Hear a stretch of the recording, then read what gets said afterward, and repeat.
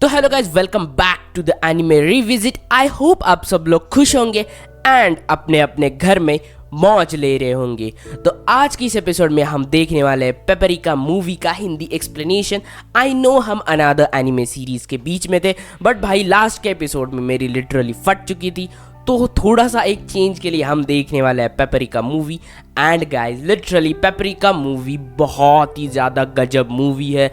अगर इसको 100 में से पॉइंट्स देने हो तो मेरी तरफ से 1000 पॉइंट्स ले जाओ, क्योंकि आय हाय क्या मूवी बनाई है। अगर आपने इंसेप्शन मूवी देखी है तो आज तो भाई आपकी शाही दावत है, एंड अगर नहीं देखी तो एटलीस्ट बर्थडे पार्टी तो मिलेगी। एंड आपका भाई तो बैठा है ना यहाँ पे एक्सप्लेन करने के लिए, तो भाई आज मेरी तरफ से होगी birthday party with paprika movie.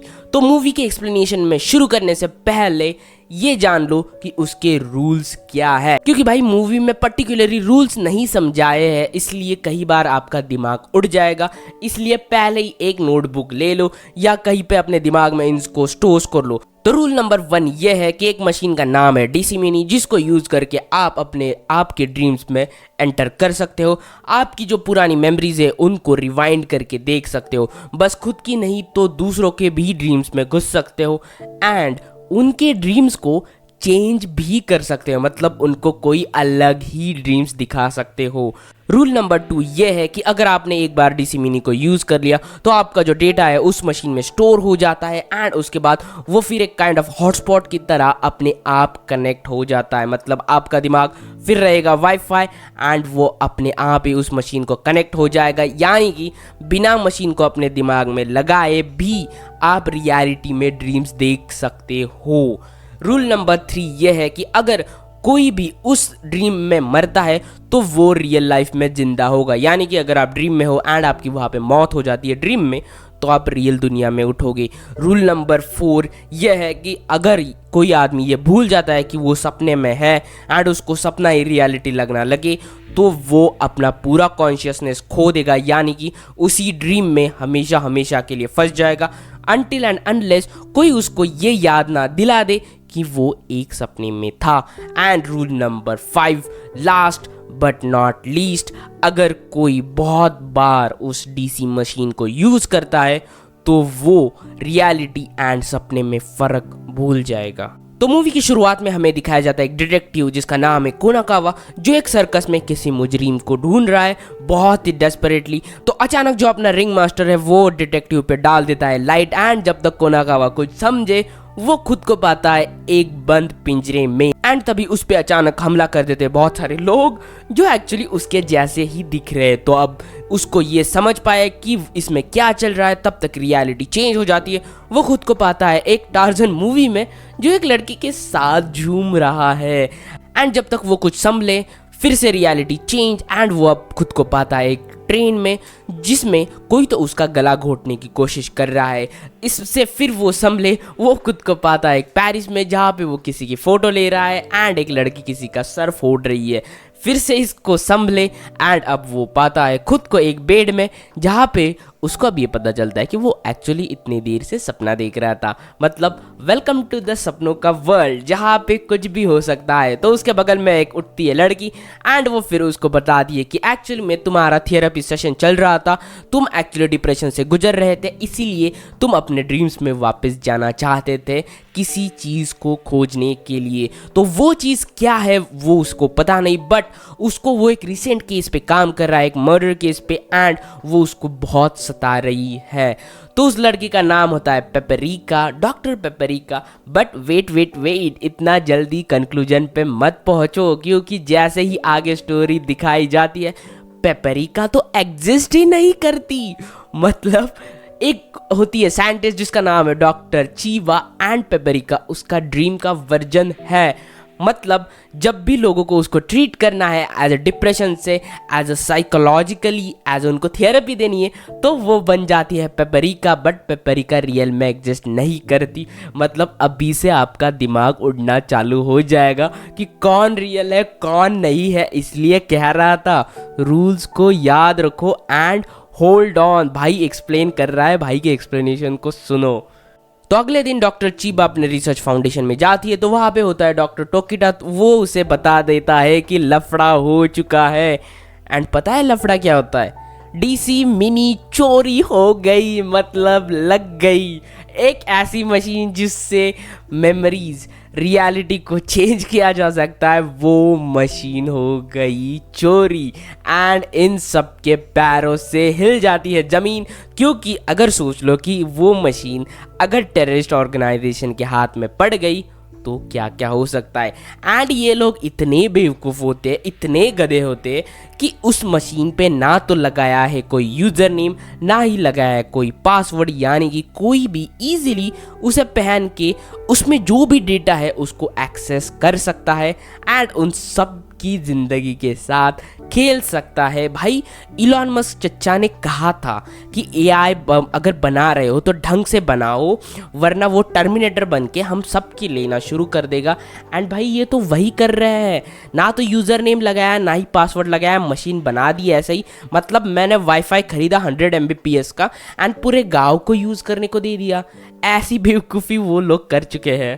तो अब उनके जो कंपनी का फाउंडर है वो उन्हें बुलाता है एंड पूछता है कि गधों की टोली क्या कर दिया ये तुमने। मतलब अब अगर सोच लो कि वो डीसी मिनी किसी टेररिस्ट ने उड़ा ली है तो वो इसके साथ पूरी दुनिया की कितनी लगा सकता है। ये सब कॉन्वर्सेशन चल रहा होता है कि जो उनका जो टीम लीडर है इस टीम का, उसको दौरा पड़ना शुरू होता है। मतलब पता नहीं वो कौन से नशे करके आया होता है, कुछ भी बकने लगता है भाई। मतलब एक परेड चल रही है, तुम मेरे बच्चे हो, बहुत ज़िंदगी सही है, परियों की दुनिया, मतलब कुछ भी इनके दिमाग से सब प्लेन्स ऊपर चल रहा है कि भाई कौन सा नशा, कहीं हार पीक के तो नशे करके नहीं आया ये। बट जब तक वो कुछ सोचे वो भाई कूद जाता है खिड़की से, चौथे पांचवें माले से कूद गया भाई। फिर आगे सीन दिखाया जाता है कि वो उसके ब्रेन को स्कैन करते हैं एंड उसके ब्रेन में पाया जाता है एक ड्रीम, कि उसके ड्रीम में चल रही होती है एक परेड, बच्चों की परेड।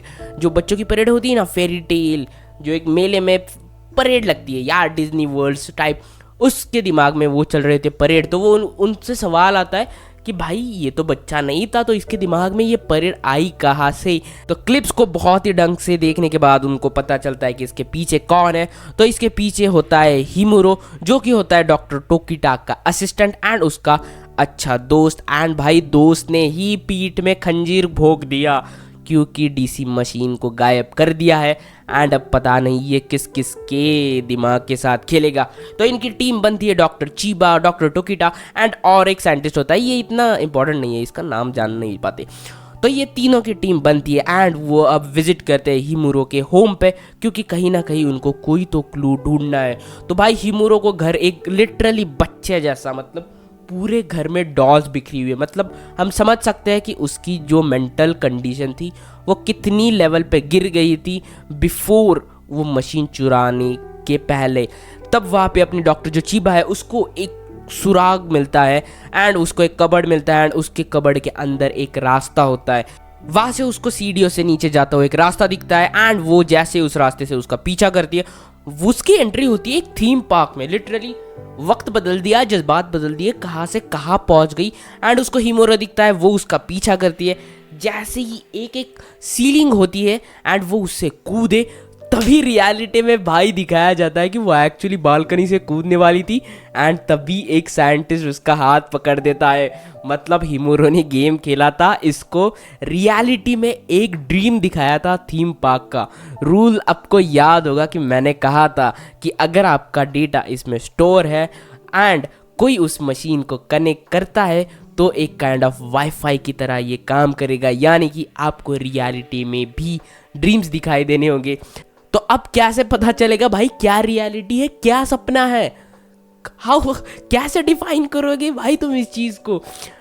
पता चला कि सपने में हम राइड कर रहे थे कोई पैराशूट एंड रियलिटी में पता चला बिल्डिंग से कूद गए हम यहाँ पे। तभी डॉक्टर चिबा को फोन आता है कि उनके चीफ को फिर से वो सपना दिखाई दे रहा है एंड वो अपना कॉन्शियसनेस खो रहे हैं।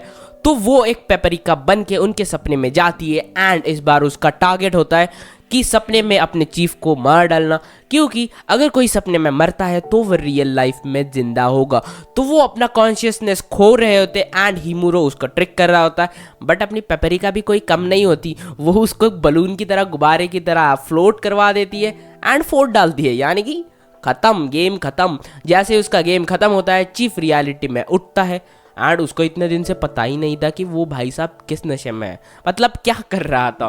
तो चीबा उसको समझा देती है कि भाई तुम एक हॉटस्पॉट से कनेक्ट हो गए थे एंड तुम्हारे वाईफाई को करप्ट कर दिया था, हैक कर दिया था एंड तुम भाई लग गई थी तुम्हारी, हमने कैसे तो तुम्हें बचा लिया है। अब इनका यहाँ पे सारी प्रॉब्लम्स चल रही है एंड अपना जो डिटेक्टिव कोनाकावा है वो भाई अपने ही दुनिया में व्यस्त है, क्योंकि अब उसको पेपरिका के लिए फीलिंग्स जगना शुरू हो चुकी है। मतलब भाई वो एक ड्रीम है यार, क्या इतने डेस्परेट क्यों हो रहे हो। बट पेपरिका ने उसको एक कार्ड दिया होता है, एक वेबसाइट होती है, एक एक्चुअली वर्चुअल रियलिटी की वेबसाइट होती है जिसमें आप एंटर होके आप हैंग आउट कर सकते हो पेपरिका के साथ।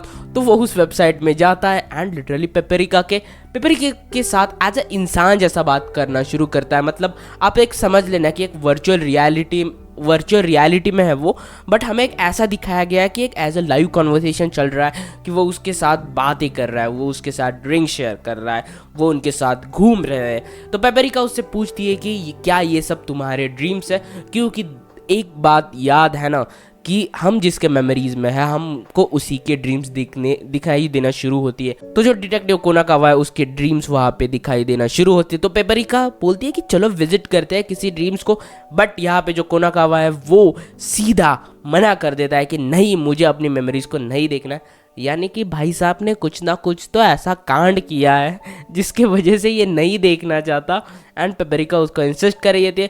सीन कट होता है, दूसरे तरफ दिखाया जाता है कि फाउंडेशन की पूरी तरह लग चुकी है, यानी कि जो दो और साइंटिस्ट है उनके दिमाग के साथ ही मूरो खिलवाड़ करना शुरू किया है। यानी कि वो रियलिटी में है बट उनको लग रहा है कि वो ड्रीम्स में है, यानी वो रियलिटी में ऐसी हरकतें कर रहे हैं कि जैसे वो ड्रीम्स में कर रहे हैं। रियलिटी में वो तो बकचोदी कर रहे होते, मतलब कुछ भी बोल रहे होते, बट उनको लग रहा है कि वो ड्रीम्स में है, यानी कि उनका भी डेटाबेस हैक हो चुका है एंड अब मैटर बहुत ज़्यादा सीरियस हो चुका है। तो उनका चीफ बोल देता है कि मैं अब इस डीसी मिनी मशीन को बंद करना चाहता हूँ, जल्दी से उसको ढूंढो एंड प्रोजेक्ट को बंद करवा दो। तो अपनी डॉक्टर चीबा का यहाँ पे दिमाग पूरा हिल गया, भाई ये तो भाई सबकी बजाने पे लगा है, इसकी तो अब तो लेनी ही पड़ेगी। एंड तभी उसको एक क्लू मिलता है कि जो हिमुरो था वो डॉक्टर टोकिटा का असिस्टेंट था एंड दोनों भले ही बड़े हैं बट वो अंदर से बच्चे हैं, मतलब बच्चों की तरह हरकतें करते हैं। एंड जो अपना टोकिटा होता है उसके टी शर्ट पे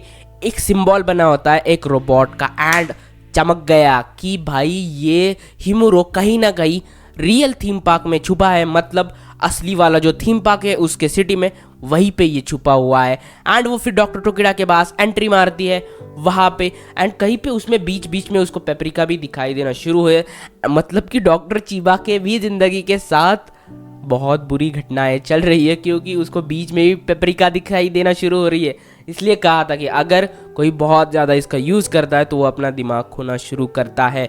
तो वो सब छानबीन कर रहे होते तभी अचानक ऊपर से गिरता है हिमुरो, यानी कि सुसाइड। अब वो सुसाइड था या गिर गया पता नहीं, बट वो जैसे ही देखते हैं ध्यान से तो उसके दिमाग में डीसी मिनी मशीन होती है, मतलब अब मशीन उसके पूरे दिमाग में घुस चुकी है। इस मशीन को दिमाग के ऊपर लगाया जाता है, ये मशीन उसके दिमाग में पाई गई, मतलब भाई समझ लो ये लौंडा कितना पागल हो गया था उस मशीन की वजह से। तो उसको हॉस्पिटल में लाया जाता है, उसके दिमाग से उस मशीन के टुकड़ों को निकाला जाता है एंड ये तो कंफर्म है भाई उस मशीन के वजह से बहुत लग चुकी है। एंड भाई अब देखो, अगर कोई गलती हो जाती है ना तो इंसान उसको क्या करता है, सुधारने की कोशिश करता है। डॉक्टर टोकिटा उसका अपोजिट, अब मशीन बंद करने का ऑर्डर आ चुका है, ये हरामी मशीन को फिर से बनाने लगता है। मतलब भाई तू पागल है क्या, तू कौन से नशे करके आए, सस्ते नशे करना बंद कर दे। वो लिटरली मशीन को फिर से बना रहा है, मतलब भाई तू साइंटिस्ट है पर क्यों लगाने पे तुला है दुनिया की। जैसे ही डॉक्टर चीबा वहाँ पे आती है तो उसको तो गुस्से से आग बबूला हो जाती है एंड वो उस पर बरस पड़ती है कि तू मोटे हरामी क्या कर रहे हो, अभी अभी हमने बहुत मेहनत से एक मशीन को तोड़ा है एंड एक मशीन को हमने रिकवर किया है एंड तू फिर से उस मशीन को बनाने के पीछे लगा है। तू इतना सेल्फिश है ना कि बस खुद की साइंटिफिक डिस्कवरी के बारे में सोच रहा है, बट तू इसके बारे में सोच नहीं रहा है। बट तभी जो अपनी डॉक्टर चिबा है उसको उसका चीफ बुला लेता है, क्योंकि यहाँ पे जो कोनाकावा है वो भाई उसका कुछ अलग ही चल रहा है, मतलब वो कुछ अलग ही पंगा कर देता है। उनको ये पता चलता है कि उसके जो होटल में वो फिर से ड्रीम्स में घुसा है एंड इस बार वो उसमें फंस चुका है। तो अपनी जो डॉक्टर चिबा है वो फिर से हेल्प करने के लिए जा रही है उसको एज अ पेपरिका के लिए। एंड यहाँ पे जो कोनाकावा है वो फिर से अपने ड्रीम्स में फंस चुका है, यानी कि फिर से उसी सर्कस में है। वो ढूंढने की कोशिश कर रहा है उस जो कल्प्रिट है कौन, बट फिर से जो रिंग मास्टर है वो उसको पकड़ लेता है केज में। सारे लोग फिर से उस पर हमला कर देते हैं। सीन कट एंड बट यहाँ पे वो एक लिफ्ट में गिरता है एंड लिफ्ट में खड़ी होती है पेपरिका। तो पेपरिका उसको बोलती है कि सर आपको कौन से फ्लोर पे जाना है। 14वें फ्लोर पे ले जाती है तो 14वें फ्लोर पे चल रहा होता है टार्ज़न मूवी का सीन। 15वें फ्लोर पे ले जाती है तो 15वें फ्लोर पे चल रहा है एक ट्रेन का सीन जहाँ पे उसका गला घोटा जा रहा है। 16 फ्लोर पे ले जाती है तो 16 फ्लोर पे चल रहा है पेरिस का सीन, एक रोमांटिक सीन। बट जैसे ही वो बोलती है कि 17वें फ्लोर पे जाना है क्या, तो नहीं बोलता है, क्योंकि 17वें फ्लोर पे पता है क्या होता है, वो जो मर्डर वाला सीन है। वो फिर से एक बार 17वें फ्लोर पे वो कल्प्रिट का पीछा करने की कोशिश करता है, बट ब्रो पता नहीं वो किस में गिर जाता है। मतलब अचानक सारे सीन्स चेंज होना एंड यहाँ पे पेपरिका दिखाई जाती है एज अ मूवी की तरह पॉपकॉर्न खाते खाते उसको एंजॉय कर रही है। मेरा दिमाग फट रहा है, मतलब चल क्या रहा है। कोई किसी के ड्रीम्स में, पेपरिका अभी अंदर थी, पेपरिका अभी मूवी देख रही है, मतलब हो क्या रहा है भगवान, मुझे कुछ समझा दो। एंड फिर से वो जो डिटेक्टिव कोनाकावा है वो गिर जाता है उसी फ्लोर पे। एंड अब इस बार दिखाया जाता है कि उसके हाथ में गन है एंड उसने खुद को ही गोली मार ली। मतलब भाई मारो, कोई तो मुझे मारो, क्या चल रहा है। मतलब ये पेपरिका का कुछ अलग ही इशू, इस कोनाकावा का कुछ अलग ही इशू। एंड फिर यहीं पे हम एंड करते हैं अपना पार्ट 1, क्योंकि भाई मेरा दिमाग हिल रहा है। मैंने इंसेप्शन देखी थी बट ये मूवी तो उससे भी ज़्यादा मेरा दिमाग हिला रही है। हम मिलते हैं अगले पार्ट में, क्योंकि भाई बहुत सारी चीज़ें डाइजेस्ट करने के लिए है। मैं डिटेल टू डिटेल एक्सप्लेन कर रहा हूँ, ऊपर से नई मूवी ले जा रहा हूँ, क्योंकि मूवी बहुत सही है एंड मेरी बहुत फेवरेट है। तो कमेंट में ज़रूर लिख देना कि मूवी का एक्सप्लेनेशन कैसा था।